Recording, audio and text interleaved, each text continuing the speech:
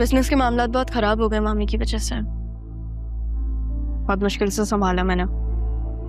पुराने लोगों को फायर किया, नए इन्वेस्टर्स को भी हायर किया, कॉस्ट भी बहुत ज्यादा कट डाउन की। मुझे हमेशा से तुम पे यकीन था कि तुम सब कुछ कर लो। दादा जान ने तभी तुम पे जिम्मेदारी सौंपी।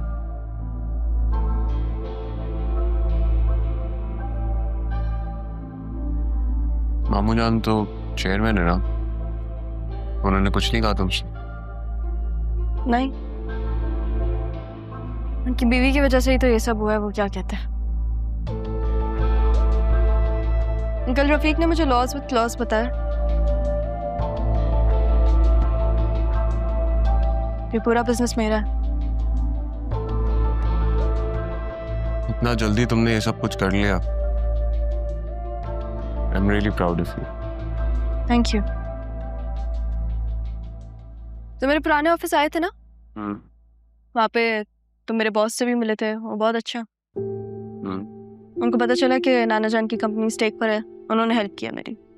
खैर ये सारी बातें छोड़ो, मुझे बताना था कि हमारा निकाह सैफ हाउस में ही होगा। वो तो गिर भी पड़ा हुआ, आंटी ने वो घर भी मेरा हो गया। तुमने बिल नहीं देखा?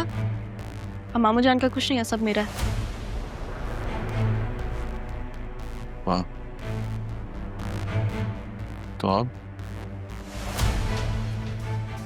तुम्हें नहीं लगता अरमान कोई इशू करेगा? इसलिए तो मुझे अच्छा लगता है जरियन, हर बात को सोचते हो तुम, स्मार्ट हो तुम।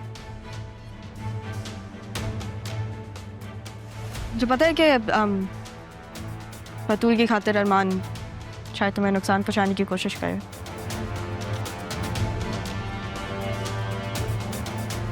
पर वो नहीं कर पाएगा क्योंकि तुम उसकी पहुंच में नहीं हो, और मैं तुम्हें कुछ होने नहीं दूंगी।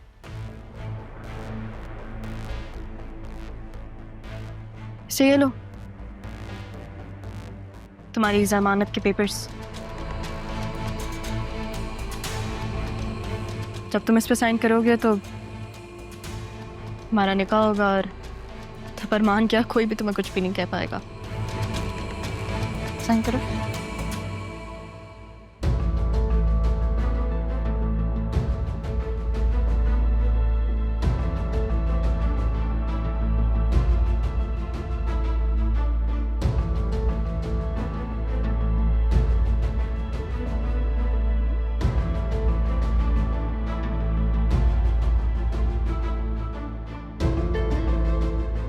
बस एक खुशी बाकी है। क्या खुश है? जब तुम सबके सामने बतूल को छोड़ोगे।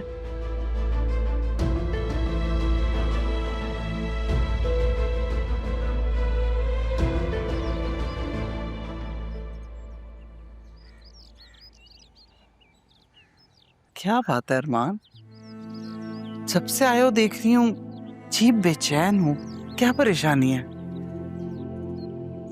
सैफ हाउस में अपना निकाह का इवेंट प्लान कर रही हूँ। क्या?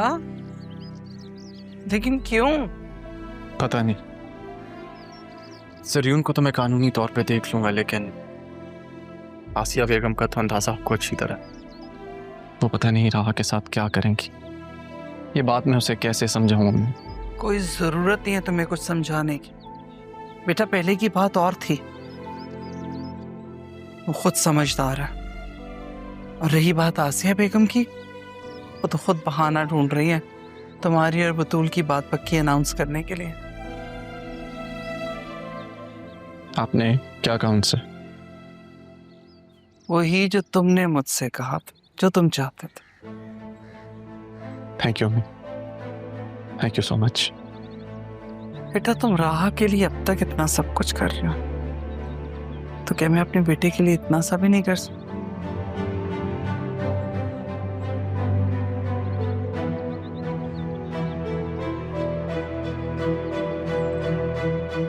तब जो भी फैसला करोगे ना, तुम्हारी माँ तुम्हारे साथ।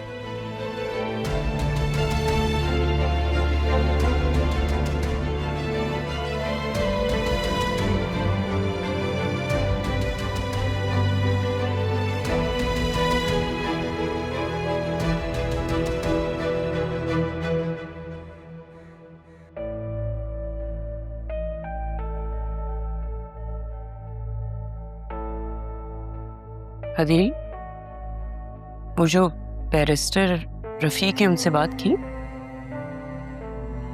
किस लिए? यही कि पापा ने अपनी बिल में सब कुछ राहा का कर दिया। हमारी बेटी के हिस्से में तो कुछ भी नहीं आया और ये फेयर बात तो नहीं है। आसिया, जो कुछ भी मेरा है वो बतूल का है। पापा किसी का हक कैसे मार सकते हैं? वो ऐसा कैसे कर सकते हैं? अरे मैं तुमसे कह रही हूँ ना, ये सारा उसी का किया धरा है। क्या कहना चाह रही हो? किसने तुमसे क्या कहा है? अब तुम्हारी अपनी बेटी तकलीफ में है, टूट फूट गई है, वो नजर नहीं आ रहा? मुझे पूरा यकीन है ये सारी साजिश राहा की और ज़रियून की है। इसीलिए वो निकाह के बाद आई, और आई भी तो अरमान के साथ, ताकि हम ज़रियून को मासूम समझें और अपनी बेटी का निकाह कर दें उसके साथ। राह का पीछा छोड़ दो आसिया। पहले दिन से उसके पीछे पड़ी हुई हो, अब बस करो। इतनी नफरत क्यों है तुम्हें उससे? मैं उससे नफरत नहीं, इनफैक्ट वो मुझसे नफरत करती है। और कितनी वकालत करोगे उसकी? उसका चेहरा तो वो आ गया है ना सामने। बस बस बस, जाओ यहां से, मुझे अकेला छोड़ दो। क्यों क्यों अकेला छोड़ दूं? बात ना करूं? तो मुझे बात नहीं करनी, तुम यहां से जाओ। मैं यहां सुकून से अकेले बैठना चाहता हूँ। Please leave.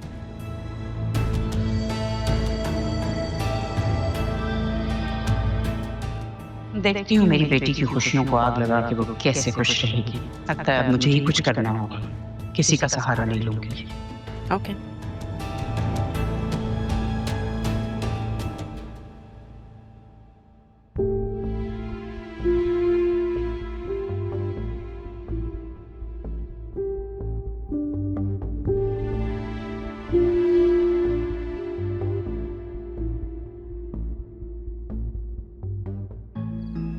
रमीज, याद रखना हमारी नजरें तुम पर ही हैं। जो कहा है वैसा नहीं हुआ तो वापस वहीं जाना होगा। नहीं नहीं, आप जैसा कहेंगे मैं वैसा करने की पूरी कोशिश करूंगा। हमें तुम्हारी कोशिश नहीं, काम चाहिए।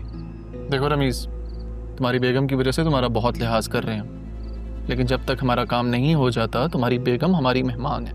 अरे अरमान साहब, आप बड़े आदमी हैं, ये मर्दों की बातों में आप औरतों को क्यों मेहमान बना रहे हैं? तुमसे जितना कहा तुम उतना करो। ना तुम हमसे मिले ना हमने तुम्हें कुछ कहा, समझे?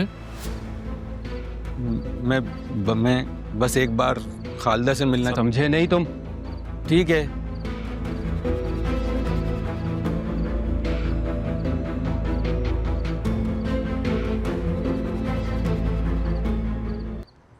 वैसे इंसान की ज़िंदगी में कुछ लम्हे ऐसे होते हैं जो उसकी सारी तकदीर बदल देते हैं। आज शायद वही लम्हा है। शाहजहान, मेरे ख्याल से तुम भूल रहे हो कि तुमने ही मुझे कहा था कि मैं ज़रियून से निकाह कर लूं। अब तुम मुझे प्रपोज कर रहे हो। हम दोनों जानते हैं कि उसकी हकीकत क्या थी, और एक हकीकत ये भी है कि मैं तुम्हें अपनी ज़िंदगी में चाहता हूँ, हमेशा के लिए। मैं हूं तुम्हारी जिंदगी में, लेकिन एज अ पार्टनर नहीं हो सकती।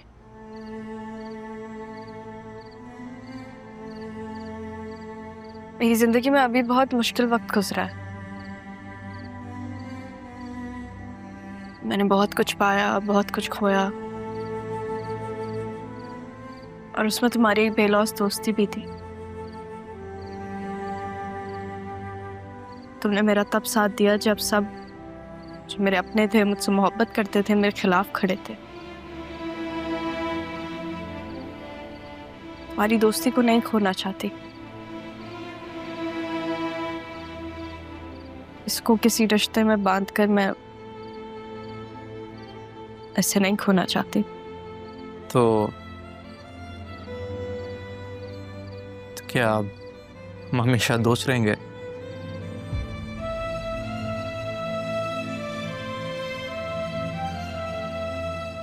तुम अपनी पहली मोहब्बत को कभी नहीं भूल सकते ना, इसलिए तुम मुझे यहाँ लेकर आए हो जहाँ पे तुमने उसे प्रपोज किया था, है ना?